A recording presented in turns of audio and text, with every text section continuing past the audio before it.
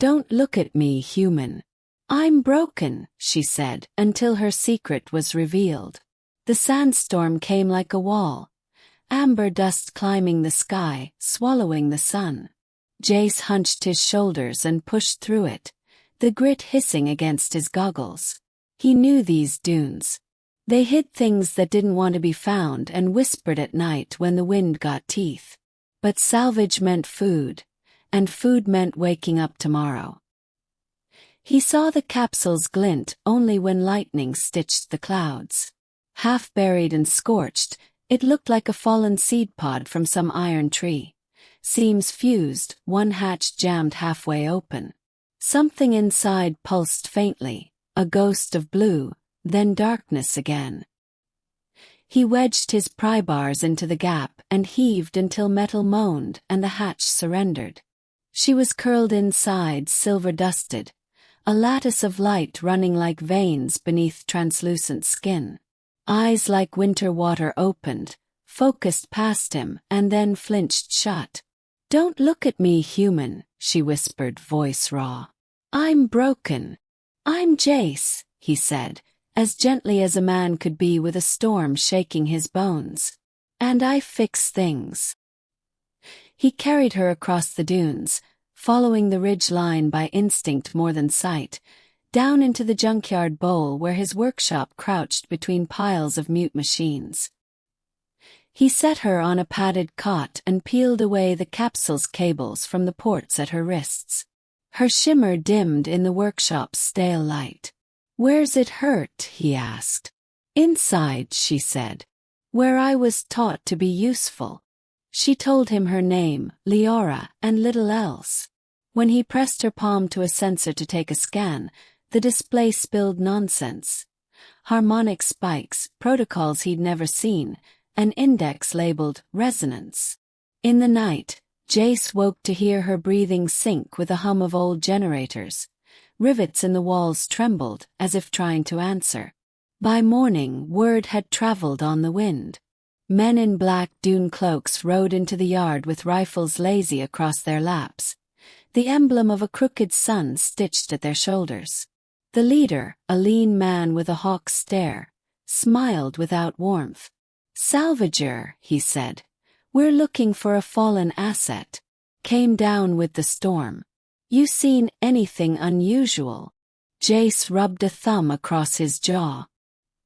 He had 2 rules. Don't lie to men who shoot for sport, and don't sell things that feel like persons. "Only unusual thing here is my luck," he said. The hawk-eyed man's smile thinned. "Luck changes." They left, but the dust didn't settle. Jace threw gear into a sack, water, rations, a coil of fiber rope, his father's old sidearm, and turned to Liora. "We can't stay. Whoever they want, they usually get." She sat up as if tugged by a hidden string. "The chorus," she murmured, touching her temple. "They're singing. This world is full of sleeping songs." "The what?" "Machines. Cities. Bones of ships in the earth. Everything remembers. If I can stand where the song is loudest, I can wake what was meant to wake." She looked at him as if confessing a crime. "That is what I was made for. I don't work right." "Where's the loudest place?" he asked. "The old starbay. North." They traveled at dusk, shadows long, the desert shedding heat like a tired beast. Liora walked lightly, head tilted as if listening, and sometimes, without meaning to, the rusted hulks they passed stirred. A fan turning once after years of stillness, a lantern coughing up a single ember. At the lip of the starbay, the dunes broke to reveal a wound in the land. Arches of blackened steel framing a cavernous maw, the skeleton of a starship half swallowed by the earth. Jace's breath snagged. He'd heard stories of the Aurelia, the ark that never left. In the war years, they'd built her to carry the firstborn of this colony if the sky fell. The sky fell anyway, and the Aurelia had simply decided not to die. Liora's eyes were shining. "Hear it." All Jace heard was silence and his own heart knocking. Let's say yes. They stepped inside. The air smelled of cold metal and old prayers. Under their feet, the deck grated like a throat clearing. Panels along the corridor blinked anemic light, then steadied when Liora's fingers skimmed them. "You're not broken," Jace said softly. "You're a key." "I was told I was a fault," she replied. "A defect in the sequence. The chorus won't resolve when I sing." Boots thundered behind them. Black cloaks, rifles lowered, the hawk-eyed man at their point. "There," he said. "The asset and her stray mechanic." Liora's hand found Jace's. It was brief, warm. "I can try," she said. "But I can't do it alone." "Then don't." Jace stepped in front of her and drew his father's sidearm. He wasn't a soldier, but he knew how to aim at an eye and mean it. "You wanna shoot, shoot. But you bury me near the prow because I'd like a nice view." For a heartbeat, absurdity held. Then the hawk-eyed man raised 2 fingers, fire. The corridor leaped with sparks. Jace dragged Liora behind a stanchion, the deck singing under his boots as if metal were roused by trouble. He had 3 shots, and he spent them on the loudest rifles, the ones chewing up the doorframe. Men flinched. Liora planted both palms on the bulkhead and closed her eyes. "Not a fault," Jace's scan had muttered last night. He thought of that index, the scrap of code he hadn't understood. The letters had smudged in his memory. "Fu no. Fold," he said to her. "Not fault. You're not broken. You're a bridge." Her lips parted. A sound gathered in the ship, low as ground tremor, sweet as a tuning note. It ran up the ribs of the Aurelia and back, a loop tightening, folding on itself until Jace felt his teeth ache. The rifle's crackle stuttered and died. The men staggered, hands to their ears, and the hawk-eyed man's mouth made shapes that no longer had any sound. "We're out of time," Jace said, awe and fear braided tight. "Whatever you're doing, do it all the way." She nodded and stepped into the center of the corridor, singing without breath. The ship answered. Lights lit like dawn. The deck lifted, not from motion but from purpose.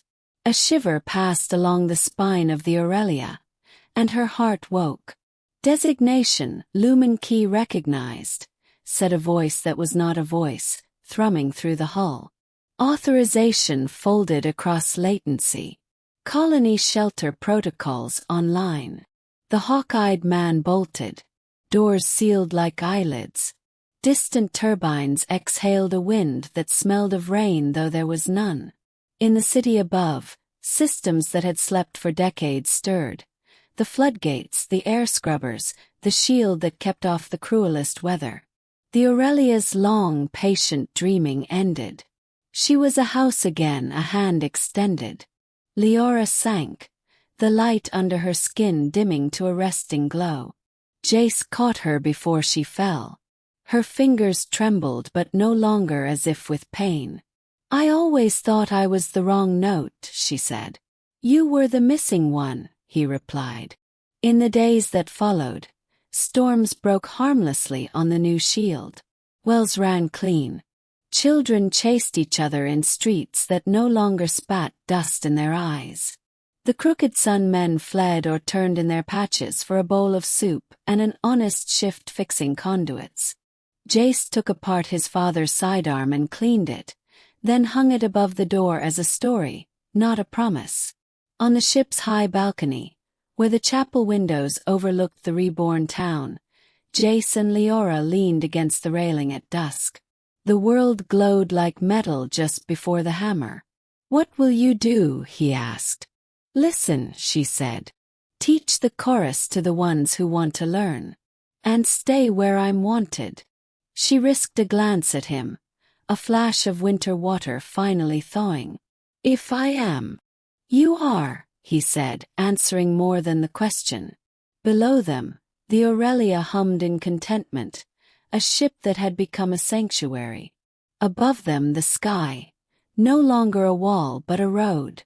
And in the small, particular space between two people who had carried their broken names for too long, something simple and whole finally unfolded, like a bridge built over a quiet river in a town that had decided to live.